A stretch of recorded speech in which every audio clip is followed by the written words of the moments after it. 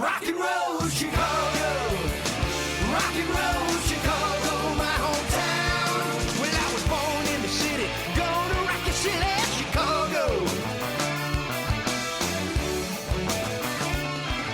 Chicago rock and rollers are the best year around. Hey, this is Paul Martin and Ray the Roadie for the Rock and Roll Chicago podcast. How are you, Ray? Hey, we're back, people. We're back.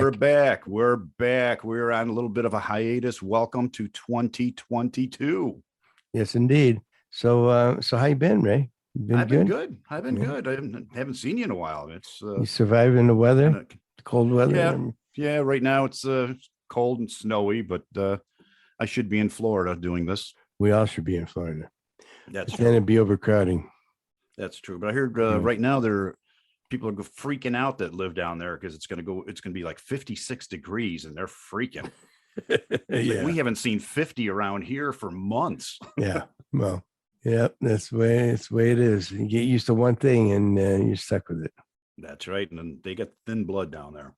So who are we talking to today now? Who have we got first on our list here of 2022? 2022. Well, we actually have a accomplished author. An author? This was Rock and Roll podcast.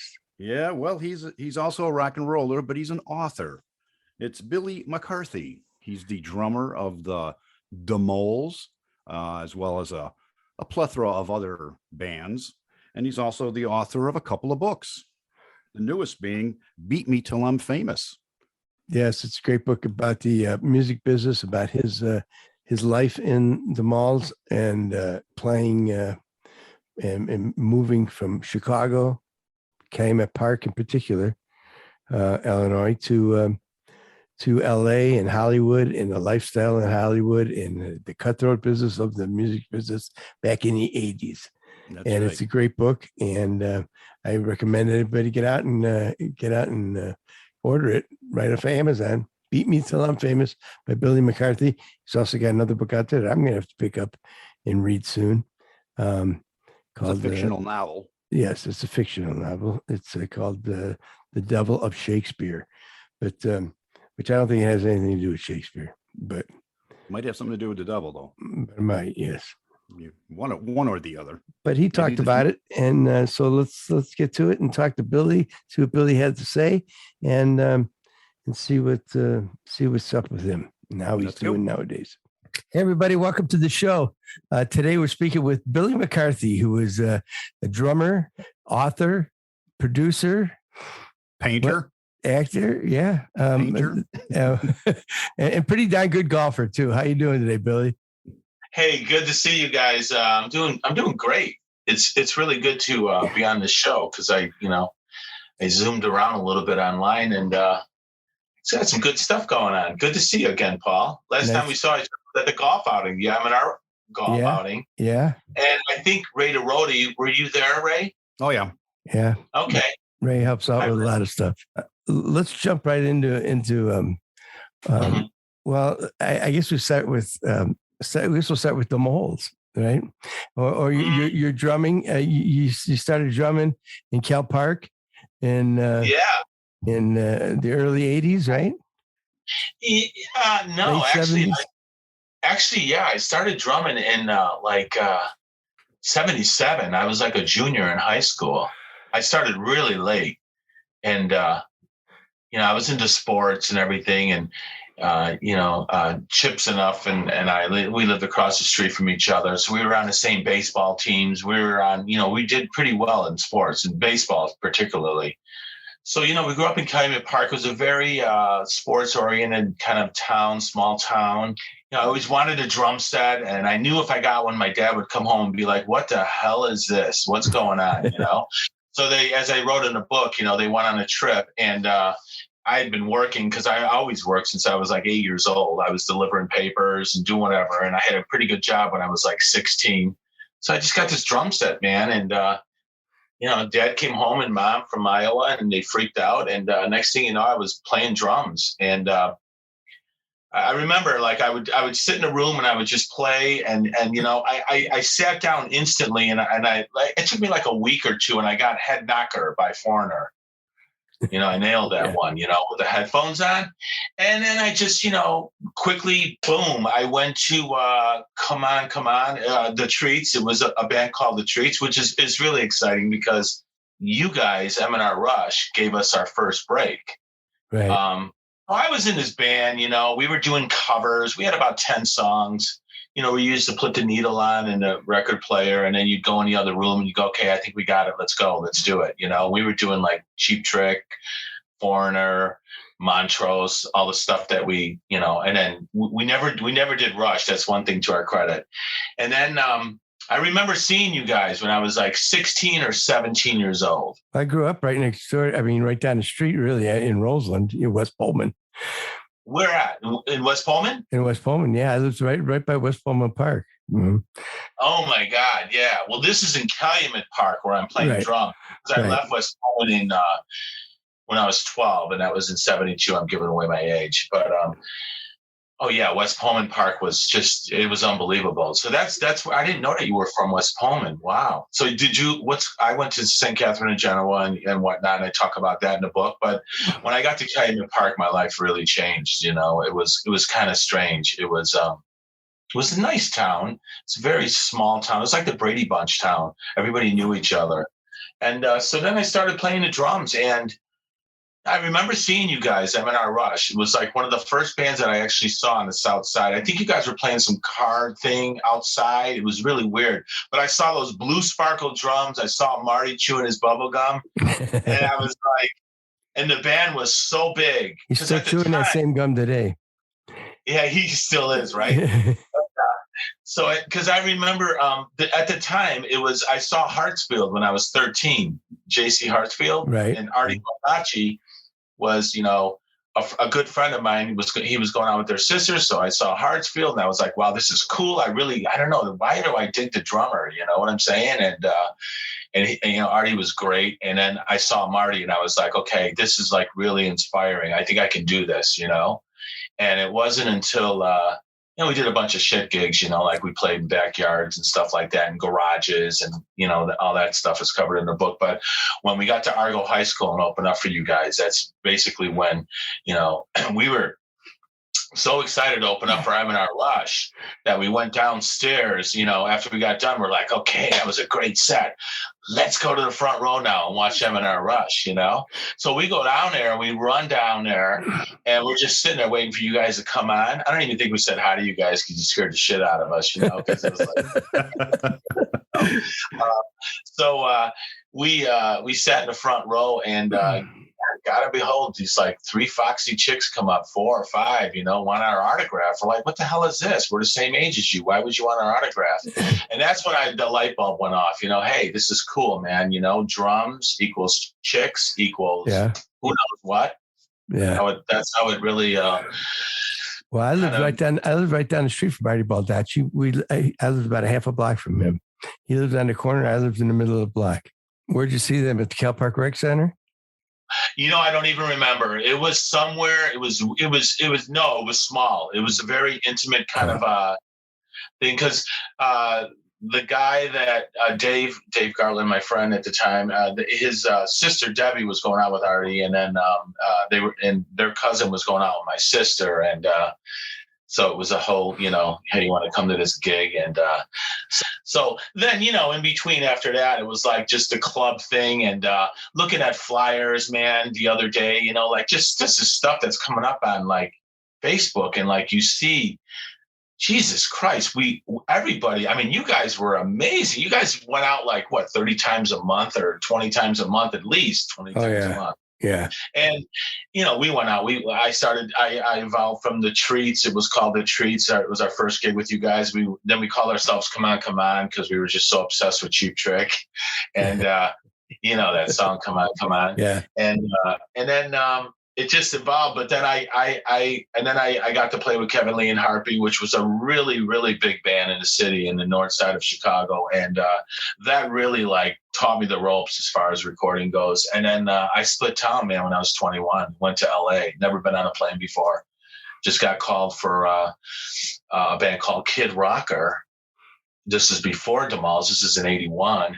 And Kid Rocker, man, was just like, it was a great, great pop band, you know. And I mean, we were managed by Bill O'Coin, who discovered Kiss and Billy Idol, and we had the world, you know. We were playing the Whiskey a Go-Go. Nikki Sixx was living downstairs.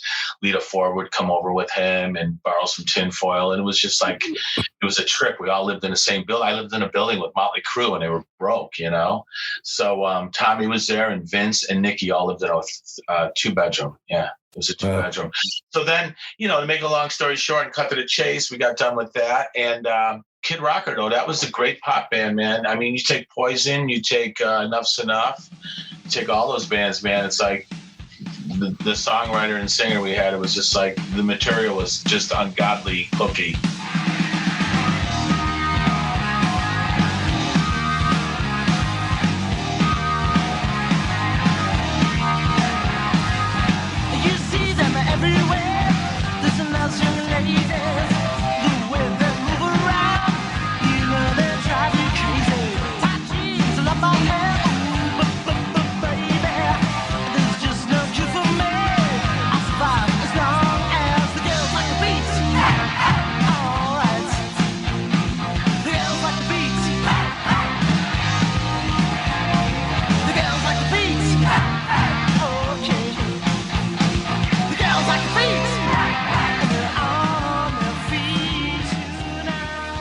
And it just all fell apart at the seams.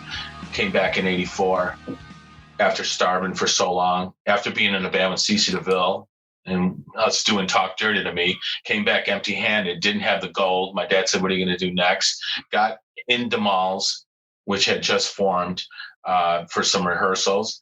And I said, we got to go back out to LA, man. We went out to LA. We got a record deal within 2 weeks. And that was how quick it happened. When I was 25. Wow. That's, yeah. I know in the book, you talk a lot about about how rotten the music business can be, you know, and how brutal it can be, you know? Yeah.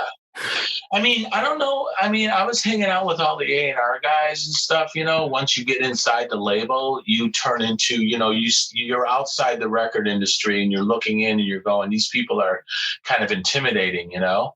But then once you get that deal, then you suddenly become the king and the flavor, you know what I'm saying? And then they want to bring you around and show you off the parties. And, you know, when I was in DeMalls, you know, when we were playing, I mean, we kicked ass as soon as we got out there. Our first show was sold out.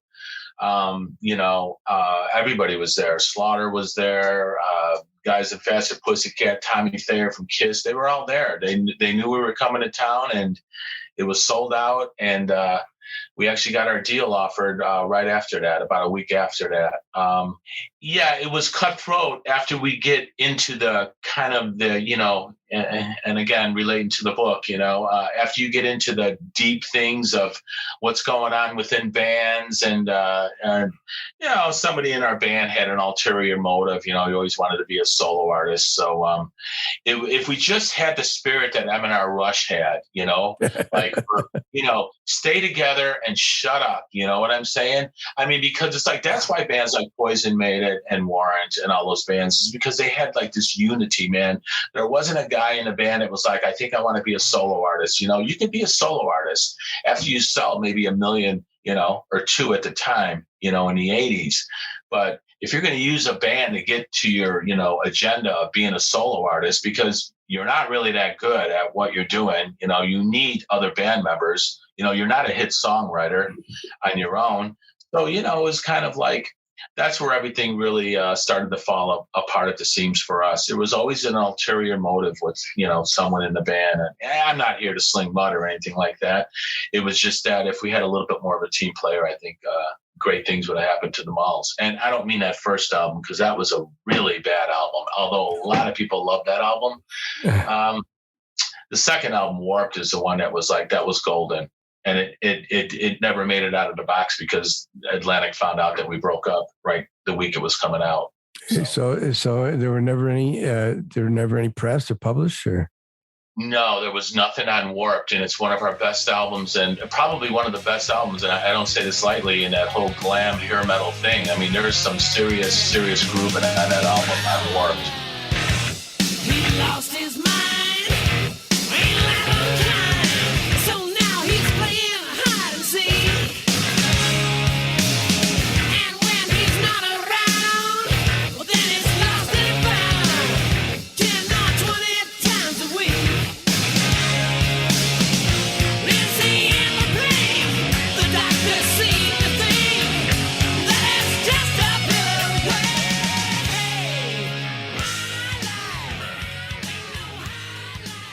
And that's the album when, I don't know if you remember in the book, when I went to, I saw Motley Crue and Warrant open for them. I was in a limo with Janie Lane from Warrant, and we were driving to downtown to Excalibur after party.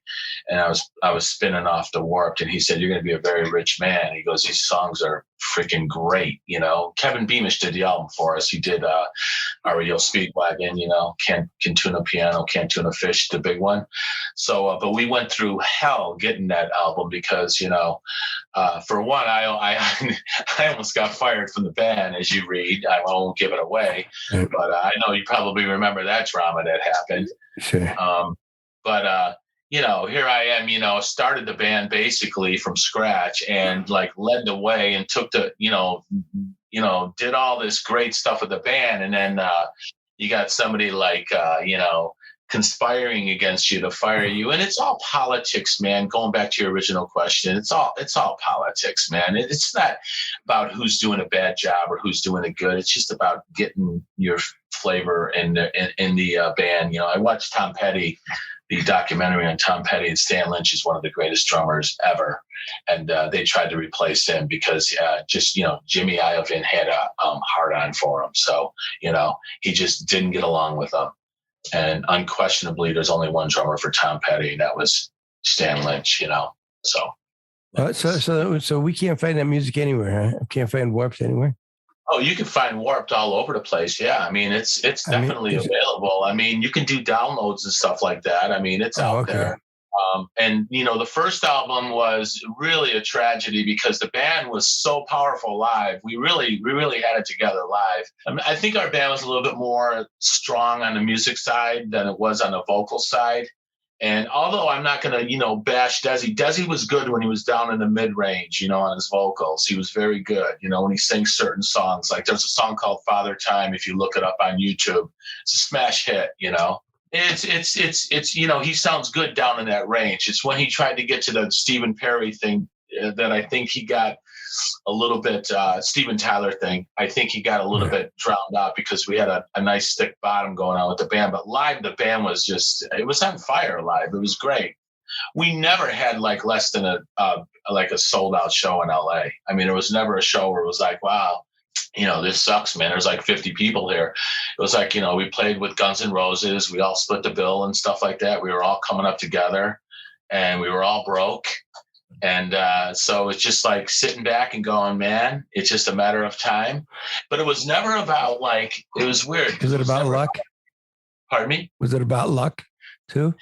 Well, I don't think it was about luck. I think it was about, you know, when you're young like that and, you know, you don't have to work, you know, we didn't have to go out and get jobs and stuff, you know, and, you know, we had our place paid for and we have a record deal and, you know, we don't have to paint houses or anything.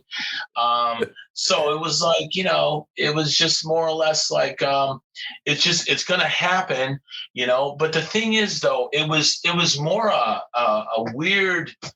it was more of a weird kind of a thing. It was like, I played sports all my life, so I know what's being on a team is about, you know, let's go guys. If we put our heads together, we can do this, you know? I mean, we had a golden opportunity, the Malls did, and it just was like thrown out the window, you know, because it was just the ego thing, man. It was just like, you know, we couldn't control, like, you know, Desi, just get focused, you know, give it some time, you know, we're all going to do this together. Right. It was like, it was too much deceit going on within like, you know, the whole time we were together as a band. And it sucks because it's like, same thing with Enough's Enough. Great band, terrible mistakes. That band made the biggest mistakes in the world, you know, and the biggest mistake in the world will cost you your career. even if it's just one meeting or one happening. And it will do that. And they're a prime example of that, you know. I think I'd much rather be in the malls than be on, you know, in Enough's Enough, be on the cover or not in the cover, be in Rolling Stone, be on David Letterman twice, and then not have that top 40 hit. That would be more painful, I think. We're talking today with Billy McCarthy, author, drummer from the Malls, and author of Beat Me Till I'm Famous. A great book. The book was great. And it's coming from a guy who doesn't read a whole lot. And I read the book straight through. Yeah. So thank you, man. That's cool. Yeah, it's a real good book. Really good stuff. Thank you, Ray. Oh, Ray checked it out too. Okay. Thanks, Ray. I appreciate that. You know, and I got my copy, Ray's got his. So I love it. I know. And I feel bad. I was like, you know, I should probably send you guys this electronically because I got to order them. You know, I self-published on this book. The first book I did was a novel. And, you know. Well, I was going to ask you about that. I was going to ask you about that book. So tell us a little bit about it. The Devil of Shakespeare. Of Shakespeare. Yeah, it's fiction. And, you know, I wrote it because I always wanted to be a writer after I got out of the band and stuff like that. I like since I was a little kid, you know, I would write some stuff. So I just came up with this. You know, I think I wrote it because I was living in Hollywood, and it's fiction, so that means it's not true. Right. So, you know, yeah, I mean, my dad didn't, you know, beat me when I was little or anything like that. I didn't have an aunt, you know, that molested me or anything like in the book, you know. So, you know, I grew up in a fairly normal Irish Italian household. When I wrote, you know, The Devil of Shakespeare, I wrote it because I remember I just got out of LA and I was living in Manhattan, and I was with Rodney Dangerfield's son. I was producing him, and we were up in Rodney's place in Manhattan because Rodney, you know, wasn't there, but his roommate was there, the legendary Joe Ancis. He was a comedian. I lived in that place with him and Brian, and then we'd go to Westport, Connecticut. Well, anyway, to make a long story short, the OJ trial was going on. I was like, I couldn't believe it. We watched the verdict. Me, Joe Ancis. Joe, if you don't know Joe Ancis, he's a legend. He's like, you know, Lenny Bruce, right? Sure. Mm-hmm. Well, everything that Lenny Bruce did, he took it from Joe, because him and Joe were like this. They were close, okay? So they used to hang out, and Joe would be like, hey, what's happening, Smiley? You know, he'd call me Smiley. And he'd come upstairs, and we'd be like, what's up, Joe? And he'd be like, man, I was just down in the elevator, man, and this chick got on, and I was going to the 12th floor where we live and stuff. And, like, she just had to hit that button again, you know? I said, you got to hit that button again, don't you? It's already lit, you know? It's going to where you're going to go, you know? But that was the kind of stuff that Joe would come up with. And I didn't know who not that much about Lenny Bruce, except that I knew him. He was a legend, you know? Right. And it wasn't until like Joe died and I got out of that whole situation. So we were watching the OJ trial, and I said, man, I cannot stand this shit, man. This guy killed them, and Hollywood is getting a pass. This guy's getting a pass because of Hollywood. It's such bullshit. And I think I wrote the whole about the Devil of Shakespeare is about the whole hypocrisy within ourselves. You know, how, you know, it's like, it's a book that reads the reader. I'll just say that it's a thriller. There's, you know, a starting point, a middle point, and an ending point. So, you know, it was cool. I got into the book world, and I was like, I got a huge deal. So it was great. You know, that was a really sweet deal I got on that. And, JY did the stuff on the CD. You know, it was the first CD to come out. He was gracious enough to play guitar on it. Jenny Lane sang vocals on it, and Chip and I co-wrote the song. Yeah, you did a song in correlation with the book, right? Yeah, it was the first novel to ever do a song with the book, and then. The CD, I imagine, right? Yeah, came with the book. Came with the book. Wow. Yeah, but, you know, and I signed with, like, I was on Bimbella. It was a small publisher at the time. Now they're doing like every celebrity in the world. They're like a really big publisher and stuff. It was a nice little comfort zone when I first started. But, you know, it was a weird thing. I was like, oh, man, I can go into the book world. This is going to be so easy. You know, I'll get a deal probably in a week. And I busted my ass, man. I spent a lot of tip money, man, to get that book deal, man. I worked my ass off for that, you know, and finally I got it. I mean, I was waiting tables in 1998 at the Radisson Hotel. I was checking people in, as you know from the book. That one scene when that chick shows up and she's like, "Wow, I was just at your house and you signed my album like 10 years ago," and it was like so really. But I put the badge on and everything, and then I got that deal. And so, when everybody always says, "Oh, it's my pride, I can't do that and I can't do this," it's like, screw you, man. Just, bury your pride, man. You got to do what you got to do to survive. Right now, I have my painting company. I'm not like, hey, I got a bucket, I'll come over and paint your house or something. It's a nice company. We got people that work for us and everything. And it's a great situation. And I love painting, it's like I'm a painting contractor. That's what I am, Right. Do I want to get back into business again? A lot of people, and particularly one of the biggest directors in Hollywood is really like in love with my book for the last 2 years. And for some reason, we meet, but we can never connect the dots to get it going, And they wanted to, he's like, "Man, I think we can get this on Netflix, man, because it's a great story and it relates to everybody, But, I don't think about that stuff, all I think about is making money and surviving and taking care of everybody that's at the house over here where we're at. And when did this book come out? Beat Me Till I'm Famous. Beat Me Till I'm Famous came out in 2017. Okay. I originally wrote the first draft of it in 2007.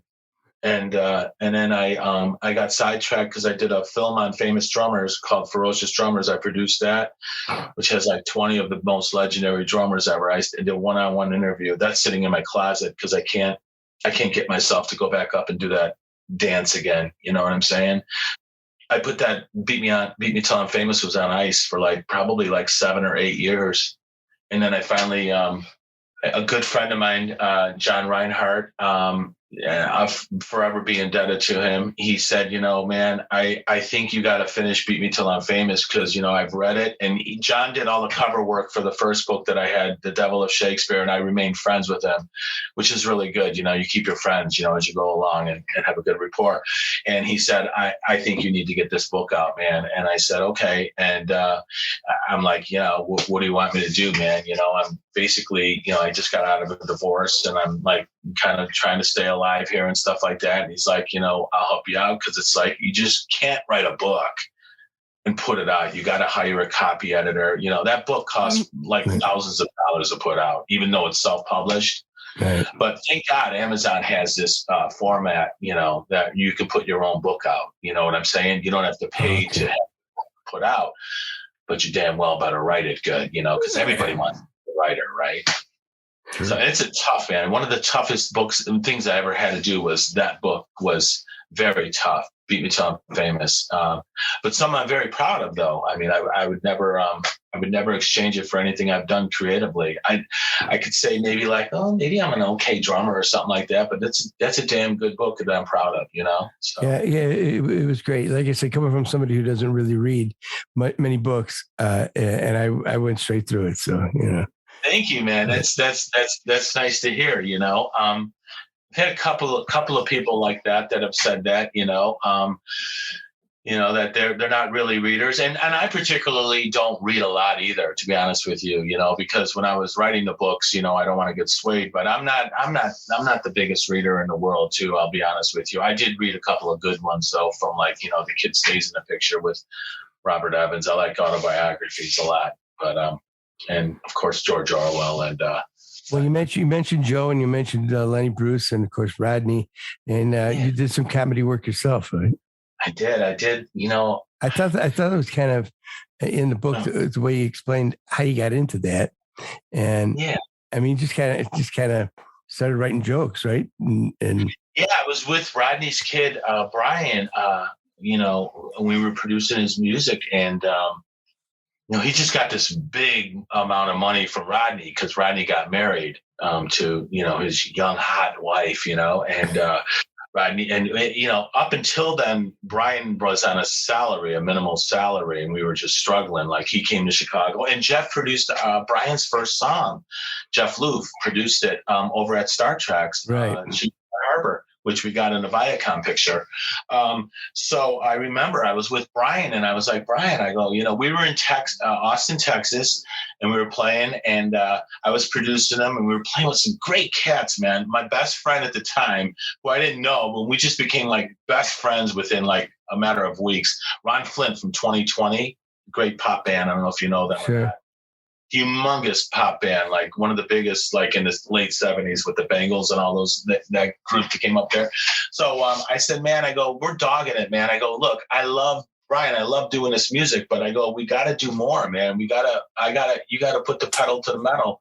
And he's like, I will, man. And like, meanwhile, Rodney just dumped a few million in his bank account, So it was like, wow, now he's starting to get a little lazy, and he wasn't as hungry anymore. So I said, fuck this. I said, I'm going to start writing some jokes. So I started writing these jokes, and, and we even passed a few of them on to Rodney. I think I wrote the first 7 for Rodney, stuff like, I went to the animal shelter today. I had to call my wife to bail me out,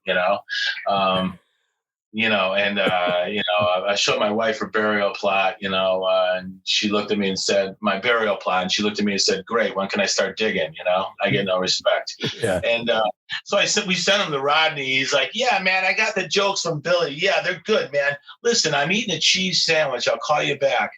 So, so Brian and I told Brian, I go, I'm going to do the stand-up, and I felt kind of funny because I was like, your dad's a comedian, and like, he didn't really have a good rapport with Pops, So I started doing comedy at this. I went to this work gym. It was called the Comedy Gym. It was fucking great, man. It was like we just like 9 of us, just 10 of us, 12 of us, just all got together on a Sunday, and we had a great coach, Sam Cox from Austin, Texas, and he would go over our jokes. And next thing you know, man, like within 6 weeks, I'm up in front of 300 people, man, at the Comedy Store in Austin, Texas. And I'm doing like, I was like the slacker musician who didn't want to work. I just woke up today. I got in a fight with my girlfriend. She looked at me and said, why don't you get a job? And I said, me get a job?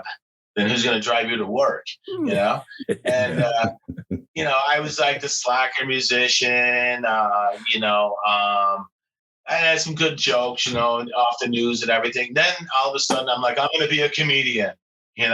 So Brian says, he comes to me, he says, I can't do music anymore, man. I got stage fright. And I'm like, oh, whatever, dude. I knew this was coming. So it was a shame, though, because I honestly, yeah, that's a shame. Yeah. He was trying to be the next like Don Henley. I swear to God. Yeah. If he could write music that well, he couldn't play it in front of people, huh? Oh, he was just just a genius. Like made John Mayer look like okay, you know what I'm saying? Was like right in that realm, man. Wow. Tom Petty meets Don Henley in a blender. Your picture lays upon my bed. Your face in flames inside my head. It's spiders web you spun like a loaded gun aimed at the sun. And though it shines so new. And really disappointing. And I have all the tapes that we did. I have about 12 songs.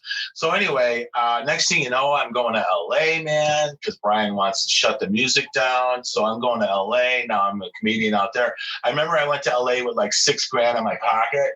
And I remember when I got out there for comedy, I was doing a Laugh Factory, and it was cool. I ran into some cats out there, some pretty big cats. And I was doing the same thing. I was in front of wow, I'm in front of 400 people, at 6 o'clock in the evening at the Laugh Factory. And then all of a sudden I'm like, hey, I got like $400 left to my name now. I've been out here for 3 weeks. How the hell did that happen? Right. And, I just like blew through all my money. I mean, I hooked up with some chick, and like she had some place that she was paying $1,800 a month. And I was like, I was never the guy that was like, hey man, can I crash in your couch, honey? I was never that guy. I know a lot of people think that. I was never that guy. Can you feed me? Can you do this? Can you take care of me? I always paid my own way. So I had to pay $900 for rent. You know what I'm saying? Then I got sick of her. And then the comedy I came back and I said, you know what? This ain't really happening anymore. I'm not into this comedy thing. And that's when I started writing The Devil of Shakespeare. And you get back into painting. Painting is something I always did since I was 16. So I just, I remember doing waiting on tables and then doing the painting in between. And it was like just making so many mistakes when I was so young, and like trying to get these guys to show up for jobs and these people from Blue Island. Hey, we paint my house. I would do stupid things like paint a whole house outside for like $900 or something, because I was living with mom in 1998 when I got back. So I remember it was like, I was like, but you know what? Like I said, it's like it taught me a lot though, like dealing with people and how to actually do this business. So that was that. Yeah, that was that. And it was fun. And, like I said, it's just one thing after another. And now it's like I'm in a time right now where, it's a shame that I got that drummer film in my closet. I've got the biggest drummers in the world, Steve Jordan, Carmine Appice, all of them on film. And I watched a couple of the trailers on YouTube. Yeah. Oh, thank you. Yeah. Yeah. And I know you got some big names. Yeah. Yeah. Like Questlove. Yeah. Yeah, Questlove is funny. Like Questlove came in and I'm like, who's this cat? Yeah. My producer was like, just interview him, man. He's going to be big, I go, all right, whatever you think. Freaking roots. I never heard of him, So then I interviewed him and that was that. And I don't know. Maybe it's a timing or something like that. Like A&E was like, boom, hey, we love this, man. We can do it. And then boom, here come the Kardashians, We're reality television. And, nobody wants to listen to this shit now, talk about drummers. Right. So, I'm surprised it never took off because, I mean, there's been movies about drummers and I know. Well, it's the other thing too, is that, it's like, and again, Paul, like going back to your initial question, it is a bullshit game, man, in Hollywood. I had so many bullshit artists come along, even, on Ferocious Drummers, just so many cats that were like, man, I can make this happen. We can do this. We can do that. And then they'd write up this bullshit contract. This is 90% mine. Here's 10 for you. And I'm like, hey, wait a minute. I'm the guy that's got 150 grand in this freaking film. Okay. Which I do. Yeah. Literally cold cash. And I got that. And then, I got all these hours, relentless hours. And it's weird. When I did the drummer film, I only told the drummers, I was talking to some of the biggest drummers in the world, on the phone, right. Like God, talking to Simon Kirk, in my backyard in Palos Heights and right. talking to Max Weinberg. So you're kind of like, everybody's coming at you with all this stuff and like, oh yeah, we're going to make this happen. And then it just gets to the point where it's like, man, I am just so burnt out on bullshit, dudes, and like, I'm the biggest guy in the world. Like, let's do this, what can we do? How do we do this? So, we have a joke between me and my, couple of friends and stuff. We always say, the drummer film's going on like, I don't know, 12 years now, maybe like it'll be more of a legendary legacy piece to go off of. But when I did it, I just told the drummers, I didn't say, hey, I was in this band, The Malls, because I was like, that's fucking bad luck. I'm not even going to bring my name up. I'm just going to tell them I was a drummer on Atlantic Records. And if they want to Google us, they can Google me, So, and it's hard too, because like I was out of like the whole, the whole Hollywood bullshit. So it's like, my name was Billy Dior, right? Right. And I call people and it's like, who's calling, please? And I'm like, trying to call my ex roadie, who's like the VP of a label right now. And I'm like, Billy McCarthy, tell him it's Billy Dior. And it's like, she's all confused. Like, and this is in regards to, I'm like, just get him on the phone. Yeah. Yeah. It's just, LA is just, it's so bad. It's like 10 times worse right now, though. I really don't have any desire to enter into that jungle, although I did just sign with an agent like 3 months ago. Go ahead. Well, there's records. The record companies don't sign bands like they used to. I No, mean, man. that has gone by the wayside. You know. They don't sign bands at all. I mean, if you guys like I don't know if you guys wanted a major record deal. You probably didn't because you guys were pretty stable. I can't see you guys out in LA, M&R Rush when you guys were 26, like eating ramen noodles. You guys all had wives and girlfriends and stuff like that. But I was like amazed when I went out to LA and like when we went back in 85, it's like that's when it really started. 86, it started pouring on big time. And that's when I was like, I can't believe nobody's out here, man. You can come out here and get a record deal in 48 hours if you're a pretty decent band. Yeah. And I mean, I'm not kidding you. There was like this little playground circle, like the size of like Tinley Park and Oak Forest put together. And it was like every band that was in there, you knew there was only like 5 big gun bands in there, man, that were like can actually like chop it out and play good, you know? So it was like they were just handing record deals out, you know, left and right, you know, and a lot of them were real shitty, but a lot of people didn't get signed that were really great too. But you know, I remember calling a label with calling my A&R guy, and Chip was on the other line, Chip's Enough. And I said, just be quiet. I'm going to call him right now. And I said, so what'd you think of that Enough's Enough tape? And he was on 3-way with my A&R guy. And he goes, I don't hear it, Billy. You know, I go, you don't hear what? He goes, after we had our deal, the malls. Right. He said, I don't hear any tunes. I go, you don't hear any tunes from Enough's Enough? I go, are you crazy? I go, Nick, you couldn't hear a train wreck if it came through your wall, man. I said, these guys are great, you know? Yeah. He goes, I don't hear it, Billy. And they eventually got signed by Atco, you know, which was upstairs. And things happened. Well, I know we got told we should be more like a flock of seagulls. Oh, you guys were told that? Yeah. Okay. Yeah. So like, I'm like, okay, that's not what we do, you know? I don't know, man. It's just, you know, and, you know, I don't know. It's just like when you guys came on stage, it was like this, the whole thing. It was like, you know, you had, you know, just everything going on. You know what I mean? It was like it was a bigger than life band, you know? And then like I was totally obsolete, not because it was like, oh, you know, screw you guys. We don't care what you guys are doing. I had no idea what was going on in Chicago from like 84 or 81 actually until like 89. I didn't have any idea what was going on in Chicago. I mean, like we were just like, I was just jumping from like the one band to the other. And then, you know, I was in that band briefly with CeCe DeVille. We were in a band called Screaming Mimi. And then he left. And he talked dirty to me with them, and the rest is history with Poison. But you know, it's pretty funny. I was actually the first drummer to play that song, you know. And I remember when we used to get done with rehearsal, and it would be like, "Well, what do you want to do now?" And it'd be like, "Well, let's do Talk Dirty to Me, and then go home," you know. If anybody doesn't know about the malls, you guys wore women's clothing or women's lingerie. How did explain to us why and how that all came about? Yeah, it was weird. It was like Desi and I, we had a couple of rounds before we got, you know, I went into the malls. You know, we had a couple of, you know, rounds. Like he was in Kid Rocker for a while. He was one of the guitar players. It's pretty funny, along with, you know, Rodney Youngkins and who the hell else knows, you know, was in that band. Probably Nils Lofgren, whatever. And we just didn't know. I'm just kidding. But so Desi was, he was a guitar player in Kid Rocker. And then, you know, I remember it was, I was talking to Chip and he's like, well, Desi's in town too. And I go, oh, really?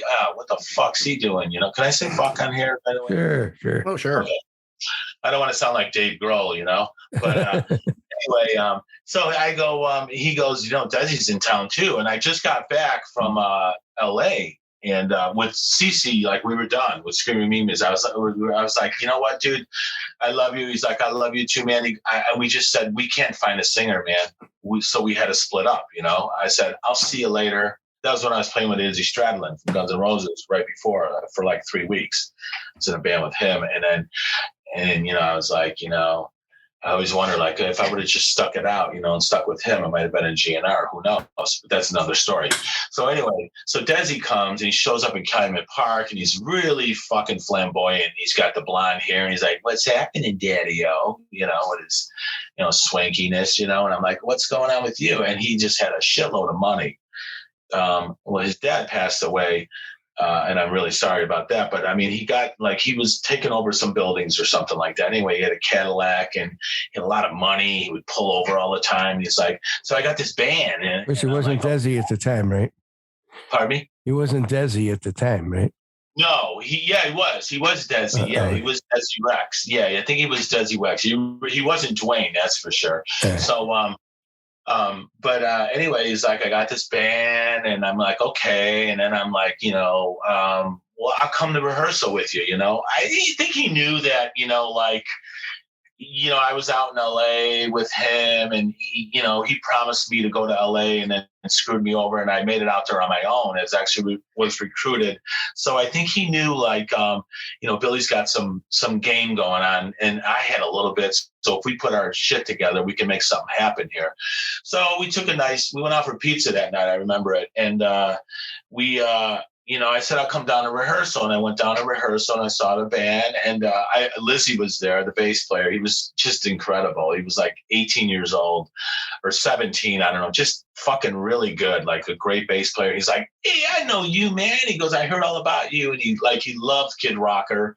A couple people in Chicago knew about Kid Rocker because they heard all the buzz and stuff like back here. So anyway, we got together and I told Desi, I go, "I think the band's really good." I go, you kind of sound like Aerosmith. And I didn't tell him I fucking hate Aerosmith. I'm not really a fan of Aerosmith. I got to be honest with you. I'll take Cheap Trick and, the Raspberries any day. So anyway, I was like, your band's good, man. I go, "What are you guys going to do?" He goes, "Well, I think we're going to do this and that and this and that and this and that." I said, "Well, you need me in the band if you're going to do that." I go, "Because I can make it fucking happen, And he's like, "You can, huh?" I go, "Yeah." I go, "Your drummer's a nice guy." I go, "But, you need to get rid of him because you need to put something in with fire, we need to make this thing blow up." So anyway, we got the ball rolling and it was just, making phone calls, getting everything going on, and then next thing you know, we said we're going to rehearse really hard and we're going to play the Limelight. So we played the Limelight. I made some phone calls. I was acting like I was a road manager, Billy McCarthy. You should hear these guys. They got this drummer named Billy Dior and this guy Desi, and everybody was buying into all this bullshit on the phone that I was doing, right?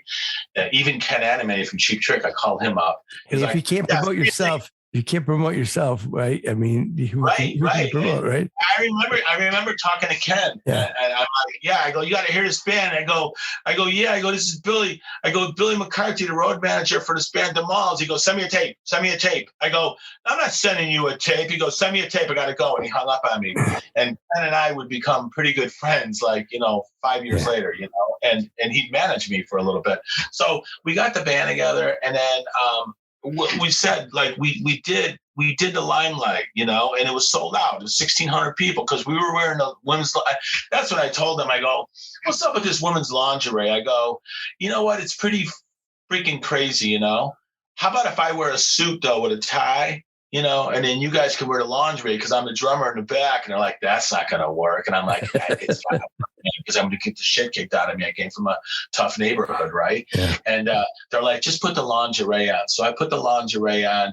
And like I said in the book, we didn't parade around downtown. We only wore the lingerie because a mall was a gangster's mistress. Okay. Right. That was a slang back in the roaring 20s. During the gangster era. So the Malls, Desi stole that from the Thumbs, Right. The Bears. The Bears. So we called it the Malls. And I remember my dad, he was Irish, and and Lizzie's like, "Yeah, you should check out our band. We wear dresses and shit, Mr. McCarthy." My dad's like, "What?" He goes, "You're a fruitcake, And so anyway, that's what happened, man. It was like a shock value. But then, like I said, it was kind of weird because it was like, okay, this is kind of a cool, shocking kind of thing to do. But and people expected it. what People high probably school expected it, right? Yeah. Yeah, but you know who dug it? Chicks. Yeah. We did it out in LA. When we got to LA, it was like, whoa, look at these fucking guys, man, because I mean, we sounded great. I mean, we were like more androgynous than the New York Dolls. We played 10 times better than them. They couldn't play their fucking instruments to save them. Sorry. But, we were really, really good performers. And that's why the people down at the studio where we used to rehearse at downtown, I forgot the name of it, Don and somebody else. It was a famous studio downtown. They said, you guys got to take that dress shit off because you guys sound really good. You guys are a really good band. You got that swankiness like Aerosmith, And so if you think about it, then it became a factor. It was like we actually had a problem. We had too many chicks at our gig. In LA, we had too many chicks showing up, and it was like it started to register. What fucking high school kid's gonna go home and be like, I gotta go see this band in drag that wears dresses? You know what I mean? Yeah. That's not sexy, right? That ain't cool, right? Right? So then we just stripped it all down. We dropped the lingerie. It was really uncomfortable. We only did 3 shows or 4 shows with the lingerie. Oh, okay. And we would jump out of a limo. We had a robe on like boxers. We'd go through the crowd, and then we'd get off stage, jump back in the limo, go to our street clothes, and go in the club, and drink up and think that we're just like fucking Kiss. You know what I mean? Nobody knows who we are. We just got done playing next door at Gazzari's and Roxy and this and that, But it was like, it worked, man. It worked. The buzz worked really hard. But it was one of those things where our manager, God bless him, Jerry Tallman, my late manager, he managed Crosby, Stills, Nash. He said, come on, guys. He goes, just drop the lingerie shit, man. Be a rock band, And we did. And it was much better. It was much more comfortable. But then as soon as we did that shit, it was like just fucking dirty, nasty shit started happening within the band, just finding out all this disloyalty and stuff like that. And it was just like, again, I don't want to be a pisser or anything like that. It was just like, I think we thought we were too fucking good that it was just going to happen, regardless. I mean, we broke up before our first album came out. The masters were done. We should have got dumped. Atlantic should have said, fuck you guys, man. Right. You guys are not pathetic. You guys got an album out of us for like $150,000. You know what I'm saying? And you're going to sit here and bitch and get in a fight. Because, Desi wanted to kick me out. And then the other 2 guys said, he wants to kick you out, but we want to kick him out. So fuck him. So then it was a Polish standoff, as they say, right? And he was rehearsing in one room with 3 guys, Mick Sweeter from the Bullet Boys was in there playing with him, and who would be in the Bullet Boys a year later. And then we'd go in there with our band, and we'd start auditioning all these fucking weirdos that would come down and try to sing Demal songs, and it just wasn't working. And it was finally like, we just loved each other so much, we hated each other. But that anger was that thing that when we were on stage, it just fucking blew up, and nobody got to see that because we only played in Chicago twice, 2 times at the Riviera and then once at the Limelight. So, we played the Thirsty Whale too for a weekend for 2 days, and that was it. Now, before the Limelight show, you said that's your first show. You guys had a lot of notoriety prior to that. No, they did a gig down at the Cubby Bear, maybe, it wasn't anything like not that kind of notoriety. It was like a little buzz going on. Do you know what I'm saying? Right. It was a little buzz, but it was very tiny. They did a gig over at Haywire's, and it turned out to be okay.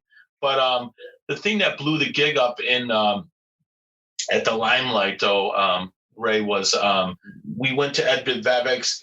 We had our thing going on where we were all dressed up in our street clothes, and we'd go to Rush Street. And it's true, everything that I put in that book, we would sit down and we'd be all dolled up, and we look like Hanoi Rocks meets Motley Crue in street clothes, And people would say, where are you guys from? And we'd say LA, and it'd be like, wow. And I swear on my dad's grave, there was 150 to 200 people packed up against our thing, passing napkins over. And we didn't tell them we were Motley Crue. We just said we're Demals, and they're like, the who? And and we would sign autographs, and literally had to go out the back door and we'd go to Faces. We had a lot of pre-hype pipe stuff going on. Mhm. And then we went to WLS at Ed DeBevick's, and somebody was there. I think it was Larry Lujek, or not, one of those guys that was really big in the Tommy Edwards. in the middle, Edwards. yeah, you know those guys in the middle '80s, and we got on air. And we said, hey, we're playing the Limelight. And it was huge. Back then, if you said something on WLS like that, Yeah, it was gospel. Yeah. You know? So we went out there, and there must have been about, I would say easily about 100 people from Calumet Park were there, So, we had good loyalty there on the South Side. But then after we got done with that gig, we made a decision before. I said, listen, we're going to go out to LA after this gig. We can sit around, guys, and we can be big fish. We can go downtown and play another gig, and everybody could be all happy. I say we leave it right now. Let's go. Let's go out to LA. We're going to get a deal. Sure enough, we got out to LA. We did our demo, and while we were in the studio mixing down the demo, Sean and I went next door to a bar, picked up 2 chicks, brought them back, and they happened to be with the A&R guy who was with them. And he came out of the bathroom after doing, I don't know, some blow or something like that. And they said, well, the girls you are with went next door to Westlake Studio. So he comes barging in. He's like, let's go. And then Desi said, hey, you want to hear our shit, man? He's like, fuck you. I don't, And then boom, all of a sudden it came over the loudspeakers, and it just blew the shit out of him. And he started lighting up a cigarette and walking around. He's like, what's the name of your band? Blah, blah, blah, blah, blah, blah, blah, blah, blah. And then one thing led to another. But we didn't sign a deal until 6 months later. But, and then we started, other companies started courting us. You get into pretty good detail in the book. Of course, we're talking with Billy McCarthy from Beat Me Till I'm Famous, a book about the malls and about the record business and in the 80s in LA and Hollywood. And you get into pretty good detail. How do you remember some of those names? And I mean, did you take a journal at the time or no? No, I didn't. It was weird. Because I thought I couldn't do that. I don't remember, who I met yesterday, what I had for lunch, I know, me neither. Right. Exactly. I do that shit all the time, Wait a minute, I didn't have lunch today. But no, I have this, it was like a weird, strange thing. I mean, like, Desi and I would, we were brothers, I love the guy. I mean, in a sense, it's like I don't hate him or anything like that. But like he used to always tell me, man, fucking Billy, you always remember shit from like so many years ago, before the book, of course, And I have an uncanny ability to do that, which is weird, And I just remembered like everything like that happens, like the sequence of events that happened in the book. But yeah, that whole memory thing is, it was. I knew the events really well. Yeah, I really do. Lizzie will call me up all the time, my bass player. I still talk to Lizzie on a regular basis, and he'll say stuff like, hey, you remember that time when we, there was a cat that came in the room and then the dog and I'm like, that never happened. He's like, you don't remember that? I go, no, I don't remember that, Like, I don't remember, like, certain things that other people remember. But, no, everything that I put in the book is basically, how it all went down. It basically just all went down like that. It was quite a time, man. There'll never be another time like that. So if we include some of the mall's music, what would you want to hear? I would definitely. There's so many tracks off of Warped that I love. I like My Life. I like Down to Nothing. I like The Answer. The Answer is a real funk kind of a groove, like it's got a really good pocket in it. And I think, the gem was, and Desi wrote this all by himself. I got to give him credit for that. He wrote This Time It's Love. And, that was a hit. It was a ballad. It was one of those sappy ballads, about loving everybody. Every band needs a sappy ballad, though. I'm telling you. Yeah, and then I think like that's the other thing that happened with the band, though. I mean, in defense of the fact that we all fought and everything like brothers, and it was like a brother fight thing too. Atlantic Records just picked the wrong single, man. 777 is just such bullshit. I remember we came back from lunch and I was like, I got an idea, man, you know, and I wrote the freaking song, you know, and I can't, it's the biggest mistake I probably ever made because I wanted it to be like Queen meets Billy Squier. And it came out like really funky shit, you know, and Doug Morris, the president of Atlantic, was like, I got to have this song. It's going to work. Watch, you know. And it fucking tanked so hard, you know? Yeah, it was. And it was nothing about what we were about. If we would have released Rally Baby from the first album or The Stroll, which still gets played on Sirius, you know, radio, they still play it. I mean, I'm driving down the street, you know, the other day and I'm, you know, boom, The Stroll's on, you know, and it's no big fucking deal though, you know, I don't really care, you know, but it's like, we're still like, you know, in that kind of a genre thing, but we're pretty much like, underrated. I mean, as far as the 80s go, and like when they mention all the glam bands and everything, I'm always like kind of in the back of my mind, like, okay, so you're going to talk about Pretty Boy Floyd and all these fuck bands, you know, and, you know, it's like, but nobody talks about the Malls, you know, who set the bar. We were the first band to ever sell out when we got to LA and we continued doing it, you know, but we still get respect from like, you know, the Faster Pussycats and stuff. They're cool cats, you know, like we still, you know, we're still in that circle, but I always thought the Malls always got the short end of it because we were so, what do you call that? Obscure. Like we stayed within, we didn't really over socialize. We kind of put like a box around us on purpose because we wanted that mystique. We didn't want to be like, you know, we weren't like egotistical monsters. Like we don't want to hang out with you. It was more or less like, we got to keep this mystique, you know, right. Like we had it down to a science. Like when we got up, 4 of us would walk in a club together. 2 of us would go to the bathroom. The other 2 stay seated, you know, don't let anybody sit in between you, you know. It was down to a science. I got all of that from Bill Aucoin, who managed Kiss, you know. He taught me how to be like, you know, if you want to be a fucking star, this is the way you got to do it as a band, you know, and you're going to have the biggest impact. So we did it, and it didn't work. Well, you come pretty darn close, though. Pardon me? You came pretty close. Yeah, we came pretty close, you know. It wasn't bad, you know. And so are any of the other band members still playing with anybody or? Well, yeah, it's ironic you said that because Desi has a band with some guys and they call it the Malls. And, you know, we wish that they wouldn't call it the Malls. And when I say we, me and Lizzie, Lizzie owns a copyright to it, so he could technically slam anybody out that wants to use the name. I don't know if he is or not, but yeah, there. You know, Desi plays his gig under the Malls. I wish he wouldn't do that. I really despise people who do that. Like, you know, where's he playing at? In Chicago or around? No, they're playing the Whiskey A Go Go in August. You know.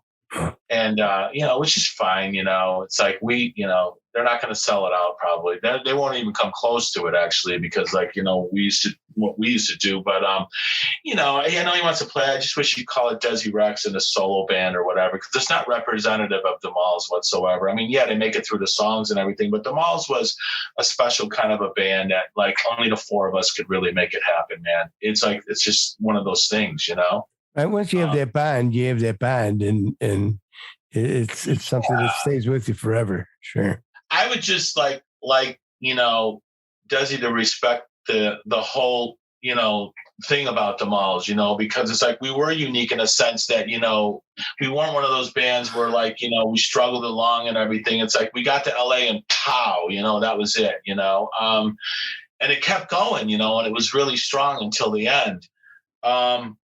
It's only when we went on tour, actually, we didn't have any support that we did like some weird gigs, you know, like I remember playing Cincinnati in front of 14 people and Warrant was there opening for us, you know, so it was weird. There was some weird things there, you know, but LA was ours, you know, for the taking. There was nobody that outplayed us or anything like that. And I'm not trying to be braggadocious or anything like that, but we had a really good, solid freaking band. You still got your drums set up somewhere?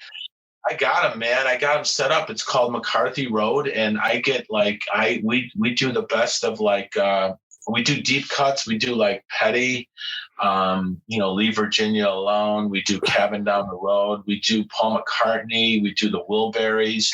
We play out like twice a year. That's it. That's probably like at the most twice a year, probably once a year. But I tell you, man, when we play though, it's an event. Like we only play Blarney Stone. That's our favorite venue. I'd love to do with you guys. Hopefully we can cross paths and do that. But we have a 9-piece band, 3 singers, just a bunch of the best musicians that I can get. We want to do the, what do you call it? The organic stuff, we do that, because it's like the stuff you guys are doing, it's so much rehearsing, you know what I mean? It's like, there's a lot of parts, this stuff is more organic and it's like, it's got an acoustic bed to it. We have special people come up and play and stuff and sing, and it's a good time. We did a gig in November at Blarney Stone. It was really good. And we all got COVID afterwards. Yeah. We did. You have anything planned? And any gig planned right now, or? No, I usually just wait around, like probably April or something to start putting something out there. We were playing a lot with Sean and Charlie. All the gigs, the last 3 gigs in the last 2 years that we did was with Sean and Charlie. Those guys are fantastic. Oh yeah. Couple of great guys, and we really mesh well together, our set with theirs, and just the nicest guys in the world, man. And well, how do we find you on Facebook or on you have a website or anything? Or? I don't have a website. I've got I've got 3 pages. I've got McCarthy Painting up there on one page on Facebook. That's really sexy. Don't get all And then I've got I got Beat Me Till I'm Famous. That's my one page. You can get the book Beat Me Till I'm Famous on Amazon. I just lowered the hell out of the discount. I think I don't really make that much money off it. And I didn't put it out to make money, So I got Beat Me Till I'm Famous is on Facebook, the painting page, and my personal page, which I'm always into having people, be on my personal page. It's no big deal. I mean, I already spilled my guts. Everybody knows everything about me already. I don't know why the hell I would even write a book sometimes, I think, and let everybody know all the bullshit mistakes I made when I was younger, You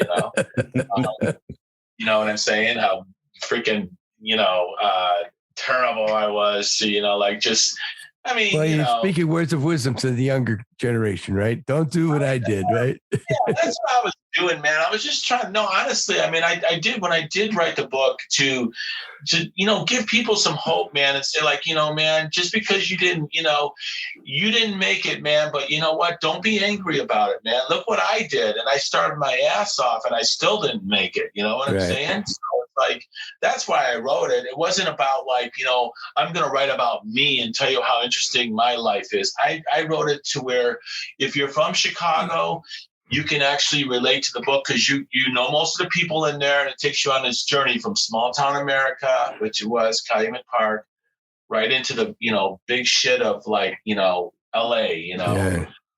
And that's all it was meant to do. And at the time when I was doing it, man, it was like I had no idea what the hell was going on. It was just like, this is just supposed to happen, man, and it's gonna fucking happen, man, right? And you're like, fuck, it didn't happen, and then you get tired. Not without trying, though. Not without trying, right? Yeah, not without trying. You're right. So yeah, that's what it is. And the book's doing well on Amazon. It was a 100 bestseller when it came out. It was a top 100 on autobiography for about a couple of days. We still get the 100 though. You still get the top 100. Yeah. And it's doing good now. So I'm just grateful to still be here. Well, the book is called Beat Me Till I'm Famous. Your second book, your first book was Devil of Shakespeare, which I'll have to pick up now and read that. And there's a lot of vile stuff in that book, but yeah, thank you. Yeah, so it's all good, Well, we appreciate you joining us today, Billy, and talking with us and spilling your guts. Hey man, it's been a delightful interview. I really, really appreciate it. I don't do these, by the way.